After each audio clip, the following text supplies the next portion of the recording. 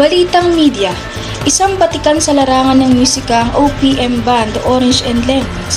Nakapasok ang hit song nito sa Billboard chart sa kauna-unahang pagkakataon ng 19 years matapos ang opisyal na pagka-release nito.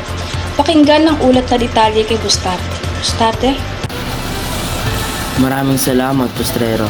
Ang Heaven Knows ng This Angel Has Flown ang hit song na nakapasok sa Billboard chart na isinulat noong 1999 at nailabas noong 2005. Ang kanta ay pumasok sa ika-top 22 na pwesto ng Billboard Philippines. Makikita sa exclusive interview ng Star FM Manila ang lead vocalist and guitarist na si Clem Castro.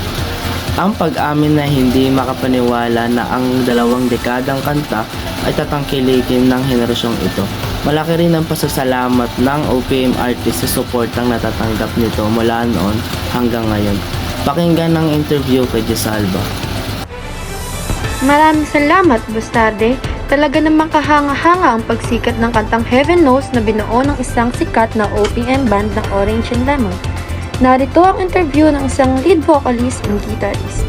Regarding Billboard, it was a wow moment for us. We were all surprised because it's a 19-year-old song since it was released. It's making waves again.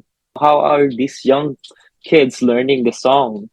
We want to publish a history of Orange and Lemons, do a Southeast Asian tour, a Philippine tour, worldwide tour. Yeah, hanggat kaya pa kasi tumatanda na kami. Makikita mo talaga ang pagpapasalamat ng kanilang lead vocalist and guitarist sa interview. Ipagpapatuloy ang ulat ng detalye ni Komendador.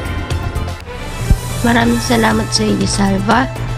Ayon pa sa interview, ang banda ay nabuo noong 1999 na kasalukuyan ng mga kinabibilangan nila Clem Castro, J.M. Del Mundo, Ace Del Mundo at Jared Nerona.